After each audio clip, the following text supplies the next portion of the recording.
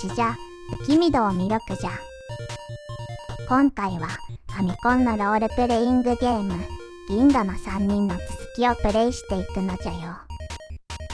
前回も紹介したが、ドラクエブームでファンタジー系の RPG が多い中で、ガンダムやヤマトのような SF 的な世界観を舞台とした RPG ということで、当時としては珍しかったのじゃよ。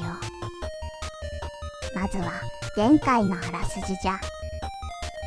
西暦2300年、宇宙に進出した人類は謎の文明ガルムから侵略を受け、滅亡の危機に瀕していた。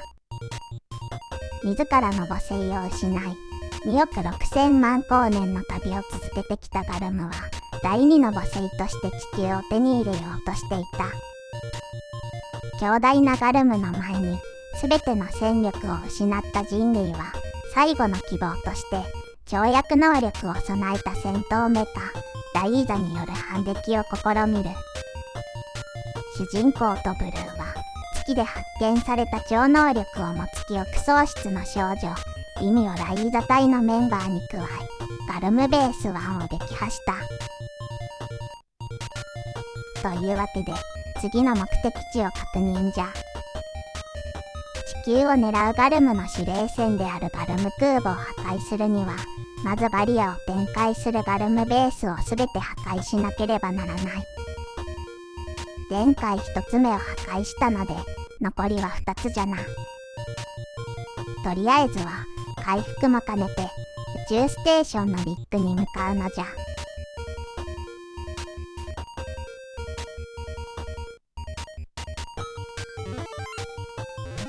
ちょっと途中は省略させていただいたのじゃ。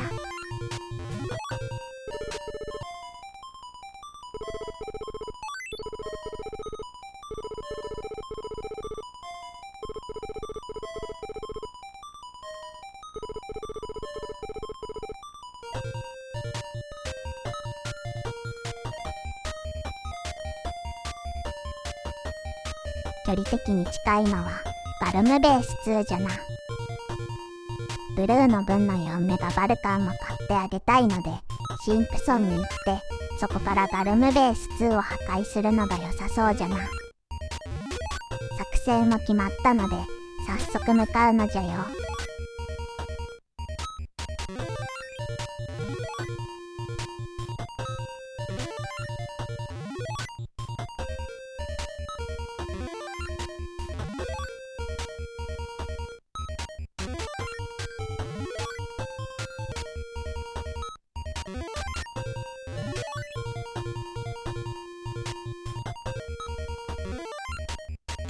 例によってスーパープレイでも攻略プレイでもないので、まあゆるりとお付き合いいただければ上々じゃ。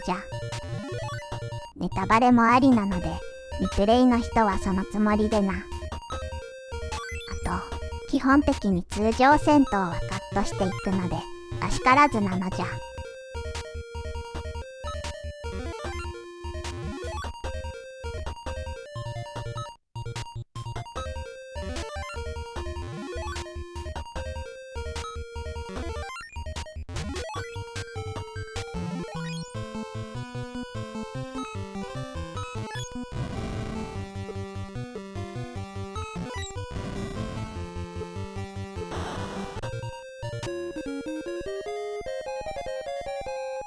おう、レベルが上がったのじゃよ。前回もあったが、レベルが上がった時に時々このような地球からのメッセージが届くことがある。ゲームの進行にはほぼ関係ないのじゃが、宇宙を単独で行動する主人公にとって、守るべき地球の人たちの存在を感じさせてくれる、良いイベントだと思うのじゃ。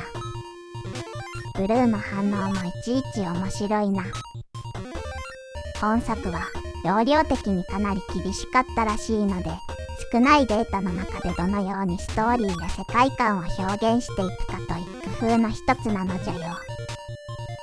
ドラクエ3が出る頃なのに、ドラクエ2と同じくらいの1メガビットしかなかったらしい。この時代のゲームは容量との戦いじゃな。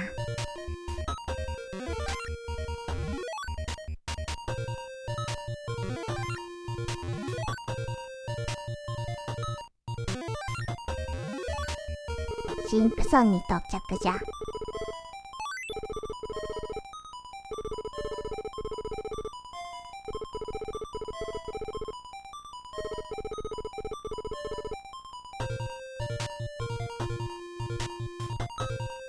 ウランも溜まっているので、ブルーにも待望の4メガバルカンを買ってあげるのじゃよ。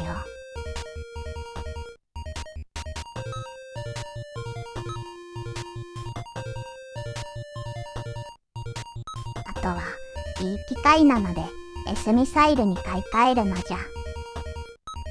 ミサイルは1種類しか持つことができないので E ミサイルは残念ながら消滅じゃ。売り払ってくれたりはしないんじゃよ。さて次はガルムベース2の撃破を目指すのじゃ。シンプソンから近いのがありがたいな。ガルムベース3は結構遠いな。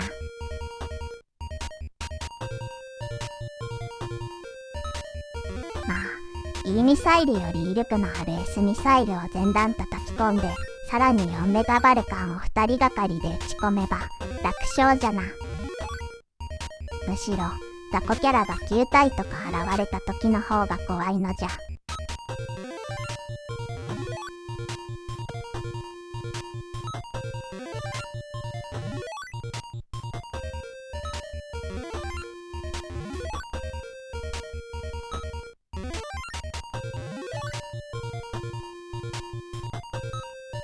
ガルムベースとの戦いの前にはしっかり回復しておかねばな。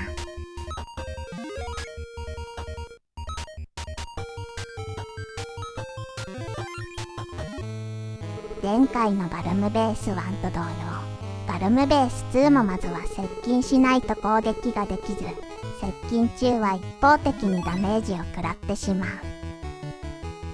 そしてガルムベース2はホギーという能力を使ってくる。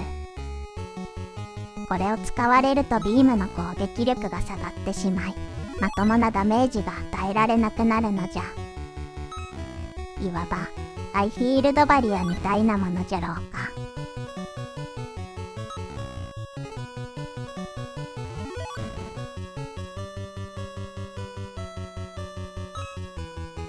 ようやく射程距離に入ったのじゃ。早速 S ミサイルを前段発射じゃ。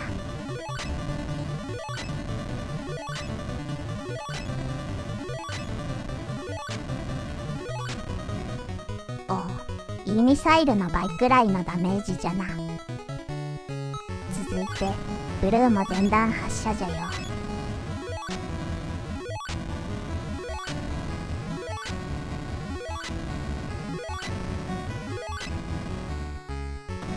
S ミサイルだけで倒せてしまったのじゃ。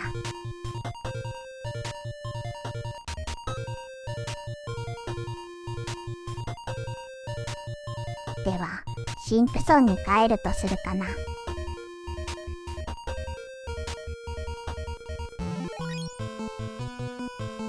この敵なんじゃが、横を向いた魚みたいなデザインだと思っていたんじゃよ。よく見たら左手だけこちらに向けている上半身だけの人がタメかなんじゃよね。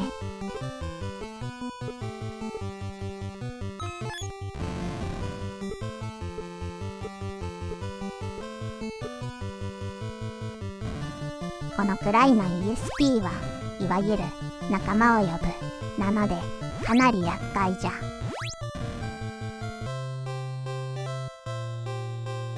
あ、死んだ。宇宙の塵になってしまったのじゃ。主人公かブルーの HP が0になるとウランが半分になって地球に戻されるのじゃ。塵になってからどうやって復活したのかは謎じゃ。第一司令官から怒られつつ再出撃じゃ。まあ地球に帰ってこられたのである意味良かったかもしれないな。残るガルムベースは一つじゃが、レベルアップも兼ねてシンプソンに寄ってから向かうとするかな。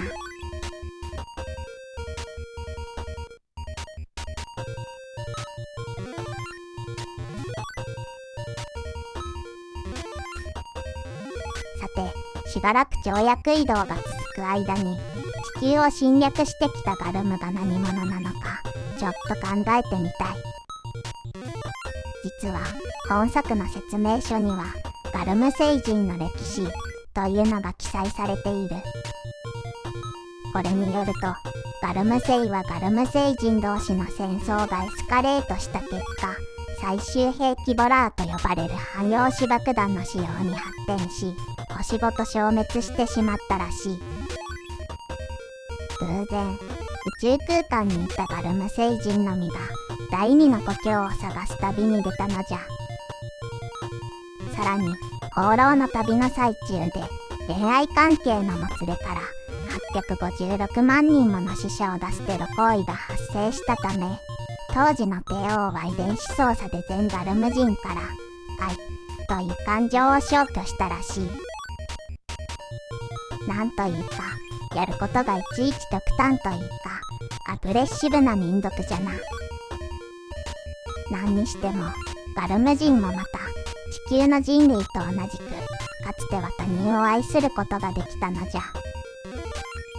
愛ゆえに人は苦しまねばならぬ、愛ゆえに人は悲しまねばならぬ、ならばいっそ愛などいらぬ、というやつじゃな。ガルム人は愛深きゆえに愛を捨てたのじゃな。なんかどこかで聞いた話じゃな。まあ、というわけでガルムにもいろいろあったのじゃよ。とはいえ、第二の故郷となる候補の星を見つけたからといっていきなり原住民を皆殺しにして手に入れようとするのは相変わらず極端なのじゃ。むしろ遺伝子操作すべきだったのはその極端に走る性格だったのではと個人的には思うのじゃ。なんとか人類と共存の道が見つかると良いのじゃが。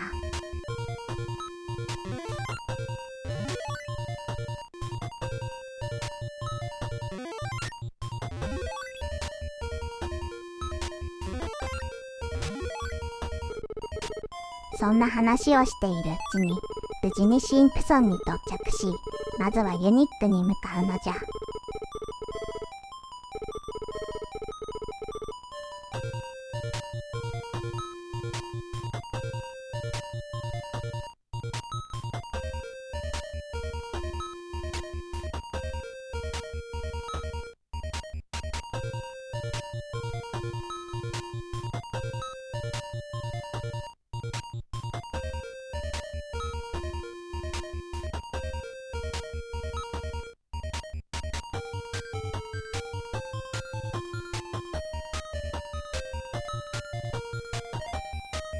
ユニックも距離としてはなかなかの長旅じゃな。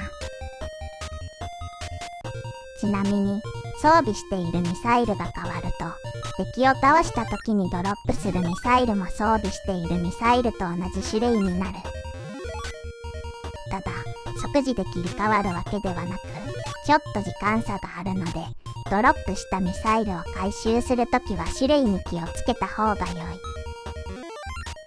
せっかく S ミサイルを10発揃えたのに、うっかり敵がドロップした E ミサイル1発を回収してしまい S ミサイルが消滅するなんてこともあるのじゃよ。経験者は語るのじゃ。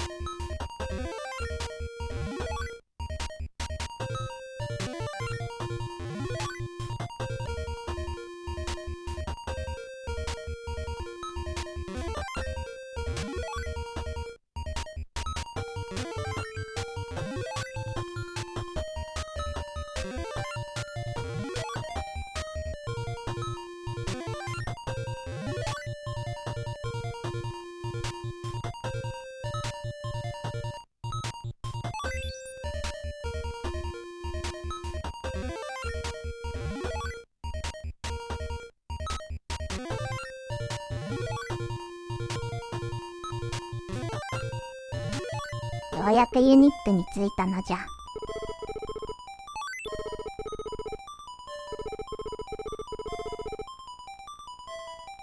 ユニックには科学者正義がいる。顔はやたら強気じゃが、言っていることは悲観的という珍しいタイプじゃ。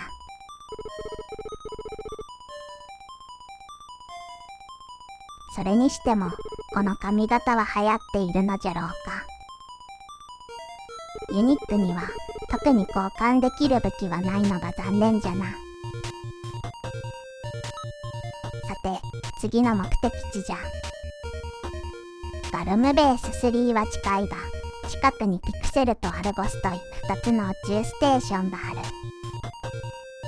まずはこちらを先に回ってから、ガルムベース3を攻略じゃ。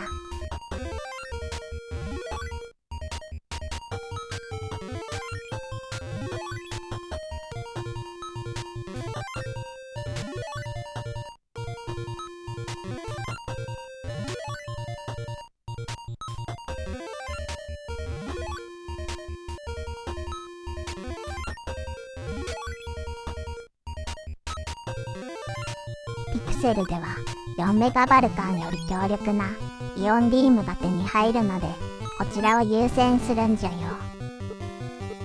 このゲームはレベルが上がっても HP の上限しか増えないので、強くなろうと思ったら武器を変えるしかないんじゃよね。まあ逆に言えば非常にわかりやすくもあるんじゃが。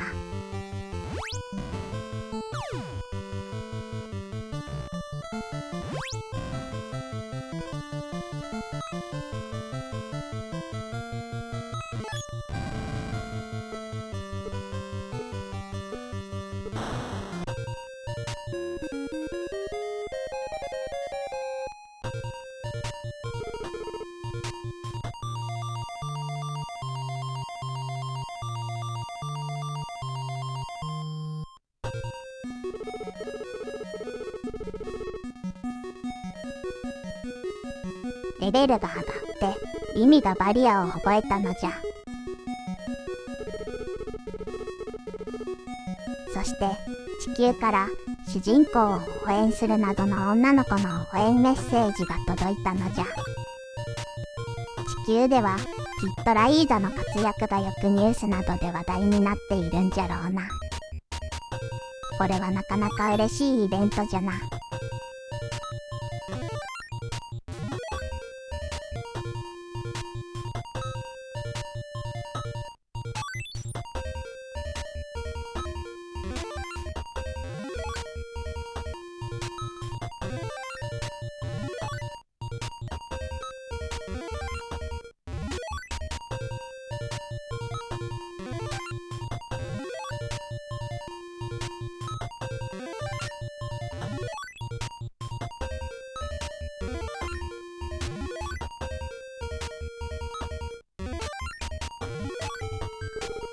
ようやくピクセルに到着じゃ。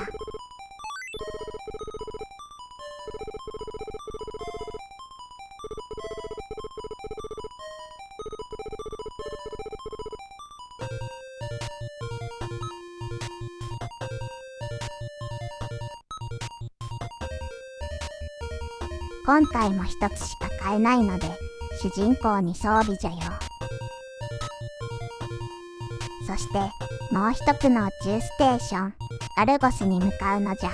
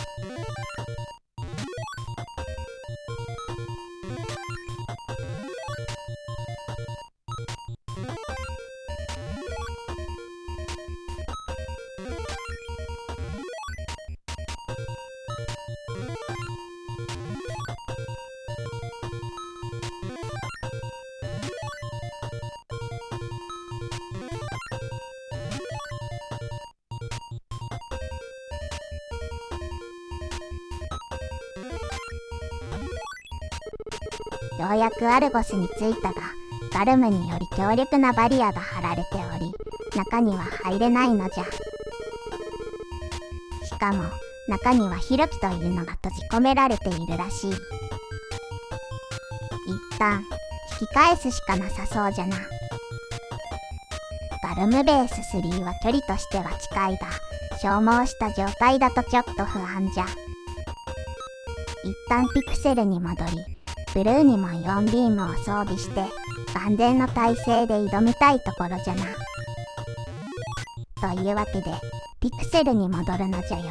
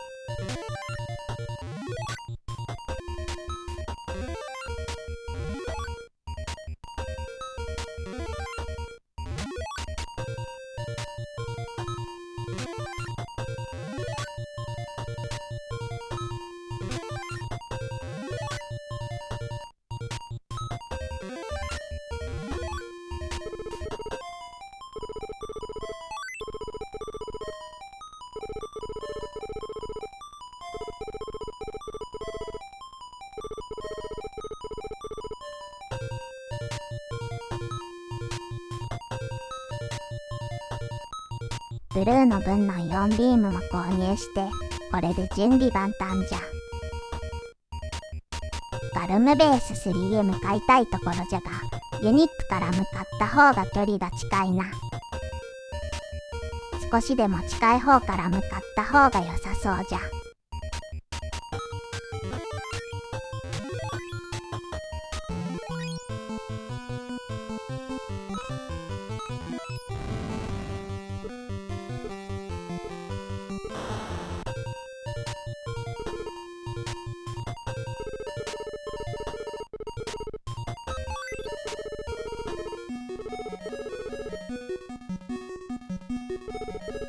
お、100点に昇格したのじゃ。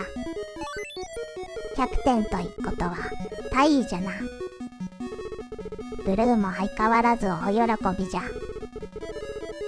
しかし、レベルが上がったわけでもないし、階級が上がる条件がいまいち不明じゃな。敵を倒した数とかが関係しているんじゃろうか。さて、ユニックへの跳躍はちょっと省略させていただくのじゃ。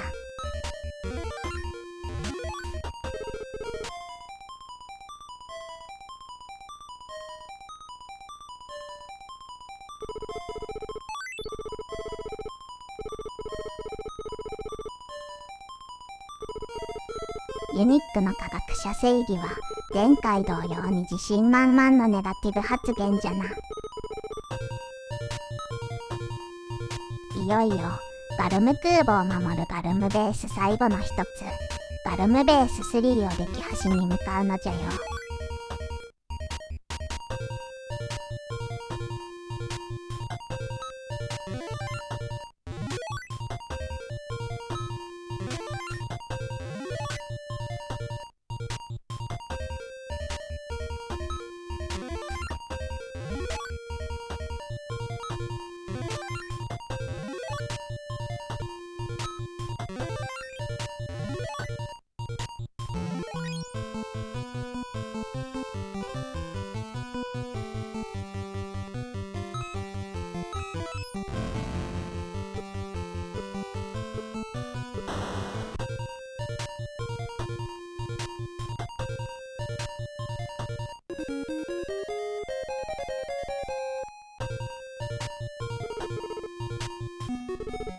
レベルが上がったと思ったら地球からのメッセージじゃ。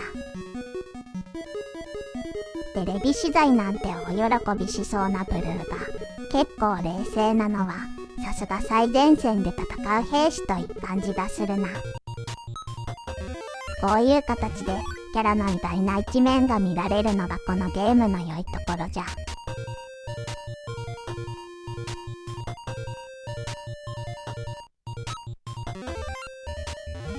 本作の開発自体はバックスソフトニカ株式会社という会社が手掛けている。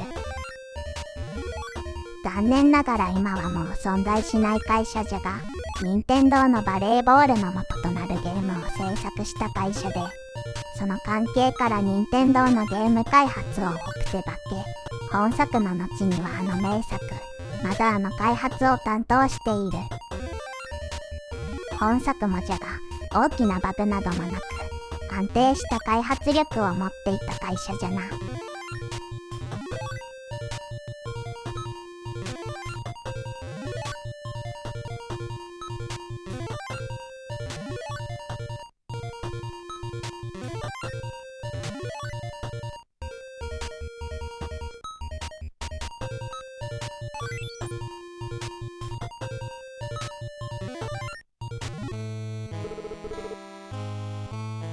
さて、やっとガルムベース3との戦いじゃ。カットしてきているが、途中の雑魚キャラとの戦闘が大変だったのじゃよ。例によって、まずは射程距離まで接近するのじゃ。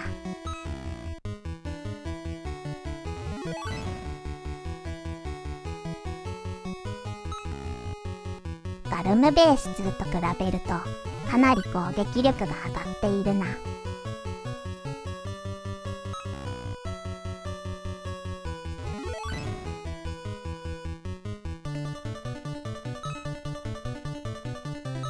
とりあえずは S ミサイル全弾発射じゃ。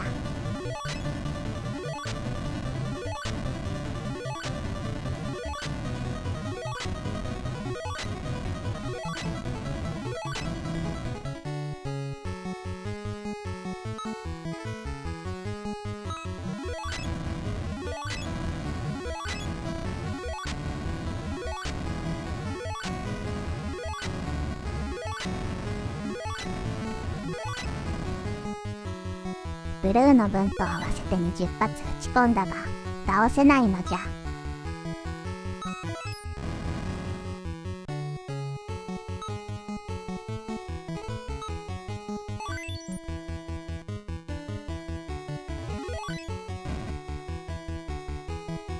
あとは意味の ESP で回復しながら戦うしかないな。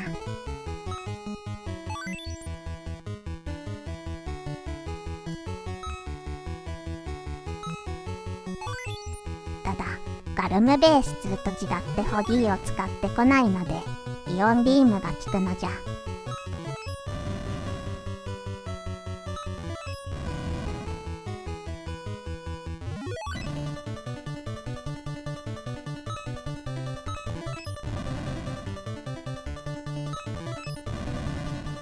なんとか倒せたのじゃよ。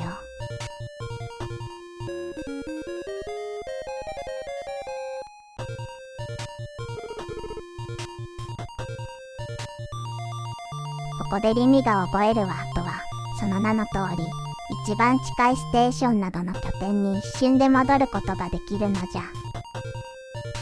このゲームは移動が大変なのでありがたい ESP じゃな。